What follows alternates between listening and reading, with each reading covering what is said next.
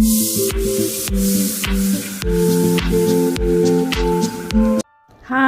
ಎಲ್ಲರಿಗೂ ನಮಸ್ಕಾರ. ನಾನಿವತ್ತು ಕ್ಯಾರೆಟ್ ಹಲ್ವಾ ಮಾಡ್ತಾಯಿದ್ದೀನಿ. ಅದಕ್ಕೆ ಬೇಕಾಗಿರೋ ಇಂಗ್ರೀಡಿಯೆಂಟ್ಸ್ ಎಲ್ಲ ರೆಡಿ ಮಾಡಿ ಇಟ್ಕೊಂಡಿದ್ದೀನಿ. ಈಗ ಮೊದಲು ಒಲೆ ಹಚ್ಚಿ ಬಾಣಲಿ ಇಡ್ತಾಯಿದ್ದೀನಿ. ಅದಕ್ಕೆ ಅರ್ಧ ಬೌಲು ಹಾಲು ಹಾಕ್ಕೊಳ್ತಾ ಇದ್ದೀನಿ. 2 ಬೌಲು ಕ್ಯಾರೆಟ್ ತುರಿ ಹಾಕ್ಕೊಳ್ತಾ ಇದ್ದೀನಿ.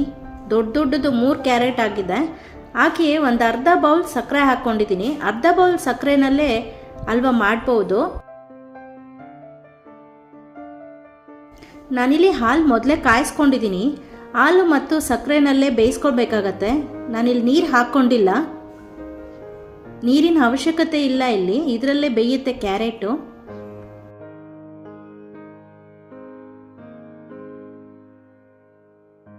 ಮೀಡಿಯಂ ಫ್ಲೇಮ್ನಲ್ಲೇ ಬೇಯಿಸ್ಕೋಬೇಕಾಗತ್ತೆ. ಎಲ್ಲ ಚೆನ್ನಾಗಿ ತಿರುಗಿಸ್ಕೊಂಡ್ರೆ ಈ ಥರ ನೋಡಿ ಹಾಲು ಮತ್ತು ಸಕ್ಕರೆ ಪಾಕ ಬಿಟ್ಕೊಳತ್ತೆ. ಒಂದು 5 ನಿಮಿಷ ಬೇಯಲಿ. ಇದು ಲಿಡ್ನ ಕ್ಲೋಸ್ ಮಾಡ್ತಾ ಇದ್ದೀನಿ. ಇದು ಕ್ಯಾರೆಟಿನ ಬಣ್ಣ ಚೇಂಜ್ ಆಗುತ್ತೆ ಬೆಂದಿದ್ರೆ. ನೋಡಿ ಈಗ ಬಣ್ಣ ಎಲ್ಲ ಚೇಂಜ್ ಆಗಿದೆ, ಸ್ವಲ್ಪ ಬೆಂದಿದೆ. 2-3 ನಿಮಿಷ ಲಿಡ್ನ ಕ್ಲೋಸ್ ಮಾಡಿಟ್ರೆ ಈ ಹಾಲು ಮತ್ತು ಸಕ್ಕರೆದು ಪಾಕ ಸ್ವಲ್ಪ ಗಟ್ಟಿಯಾಗತ್ತೆ. ಹಾಗೆ ನಾನಿಲ್ಲಿ ಒಗ್ಗರಣೆ ಮಾಡ್ಕೊಳ್ತಾ ಇದ್ದೀನಿ. 1 ಸ್ಪೂನು ತುಪ್ಪ ಹಾಕ್ಕೊಳ್ತಾ ಇದ್ದೀನಿ ದೊಡ್ಡ ಸ್ಪೂನ್ನಲ್ಲಿ. ಸ್ವಲ್ಪ ಗೋಡಂಬಿ, ದ್ರಾಕ್ಷಿ ಹಾಗೆ ಬಾದಾಮಿನ ನಾನು ಒಂದು ಬಾದಾಮಿನಲ್ಲಿ 4 ಪೀಸ್ ಮಾಡ್ಕೊಂಡಿದ್ದೀನಿ.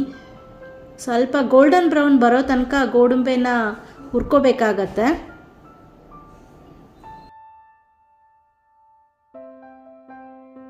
ಸ್ವಲ್ಪ ದ್ರಾಕ್ಷಿ ಹಾಗೆ ಬಾದಾಮಿನ 4 ಪೀಸ್ ಮಾಡಿ ಇಟ್ಕೊಂಡಿದ್ನಲ್ಲ ಅದನ್ನು ಸ್ವಲ್ಪ ಹಾಕ್ಕೊಳ್ತಾ ಇದ್ದೀನಿ.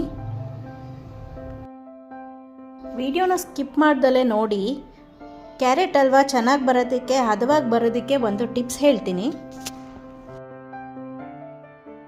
ಹಾಗೆ ಯಾರೆಲ್ಲ ಸಬ್ಸ್ಕ್ರೈಬ್ ಮಾಡ್ಕೊಂಡಿಲ್ಲ ಅಂದರೆ ದಯವಿಟ್ಟು ಸಬ್ಸ್ಕ್ರೈಬ್ ಮಾಡ್ಕೊಂಡು ನೋಡಿ. ಇಲ್ಲಿ ನೋಡಿ ಕ್ಯಾರೆಟ್ ಈಗ ಬೆಂದಿದೆ ಚೆನ್ನಾಗಿ. ಬಣ್ಣ ಪೂರ್ತಿ ಚೇಂಜ್ ಆಗಿದೆ. ನೋಡಿ ಹಾಲೆಲ್ಲ ಗಟ್ಟಿಯಾಗೋಗಿದೆ, ಹಾಲು ಮತ್ತು ಸಕ್ಕರೆ. ನಾನಿಲ್ಲಿ 1.5 ಸ್ಪೂನ್ ಹಾಲಿನ ಪುಡಿ ಹಾಕ್ಕೊಳ್ತಾ ಇದ್ದೀನಿ. ಹಾಗೆ ಅದಕ್ಕೆ 1/4 ಟೀ ಸ್ಪೂನು ಏಲಕ್ಕಿ ಪುಡಿ ಬೆರೆಸ್ಕೊಂಡು ಹಾಕ್ಕೊಳ್ತಾ ಇದ್ದೀನಿ ನಾನಿಲ್ಲಿ. ಈ ಹಾಲಿನ ಪುಡಿ ಹಾಕೋದ್ರಿಂದ ಒಂದು ಥಿಕ್ನೆಸ್ ಬರುತ್ತೆ, ತುಂಬ ರುಚಿನೂ ತುಂಬ ಚೆನ್ನಾಗಿರುತ್ತೆ. ಹಾಗೆ ಹೆಚ್ಚು ಸಕ್ಕರೆ ಹಾಕೋ ಅವಶ್ಯಕತೆ ಇರಲ್ಲ. ಬಹಳ ಸುಲಭವಾಗಿ ಈ ಕ್ಯಾರೆಟ್ ಹಲ್ವಾನ ಮಾಡ್ಕೋಬೋದು. ತುಂಬ ಚೆನ್ನಾಗಿರುತ್ತೆ ರುಚಿನೂ. ಮತ್ತು ತುಪ್ಪ ನಾನಿಲ್ಲಿ ಹೆಚ್ಚು ಹಾಕ್ಕೊಂಡಿಲ್ಲ.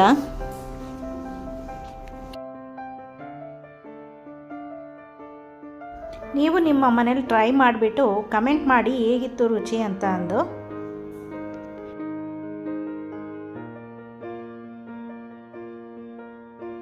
ಎರಡು ನಿಮಿಷ ಚೆನ್ನಾಗಿ ತಿರುಗಿಸ್ಕೊಂಡು ನಾವು ತುಪ್ಪದಲ್ಲಿ ಒಗ್ಗರಣೆ ಮಾಡ್ಕೊಂಡಿದ್ವಲ್ಲ ಆ ಡ್ರೈ ಫ್ರೂಟ್ಸ್ನೆಲ್ಲ ಹಾಕಿ ತಿರುಗಿಸ್ಬಿಟ್ಟು ಪ್ಲೇಟಿಗೆ ಸರ್ವ್ ಮಾಡಿದ್ರೆ ಬಿಸಿ ಬಿಸಿಯಾದ ಕ್ಯಾರೆಟ್ ಹಲ್ವಾ ಚೆನ್ನಾಗಿರುತ್ತೆ, ರುಚಿಯಾಗಿರುತ್ತೆ ತಿನ್ನೋದಕ್ಕೆ.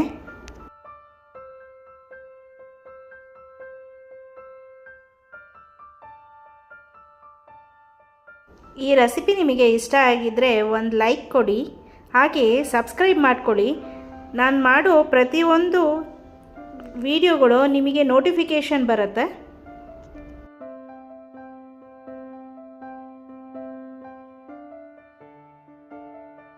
ಯಾರಾದರೂ ಗೆಸ್ಟು, ಫ್ರೆಂಡ್ಸ್ ಯಾರಾದರೂ ಬಂದರೆ 15 ನಿಮಿಷದಲ್ಲಿ ಈ ಕ್ಯಾರೆಟ್ ಹಲ್ವಾ ರೆಡಿ ಮಾಡ್ಬೋದು. ತುಂಬ ರುಚಿಯಾಗಿರುತ್ತೆ ಹಾಗೂ ಸುಲಭವಾಗಿ ಕೂಡ ಮಾಡ್ಬೋದು.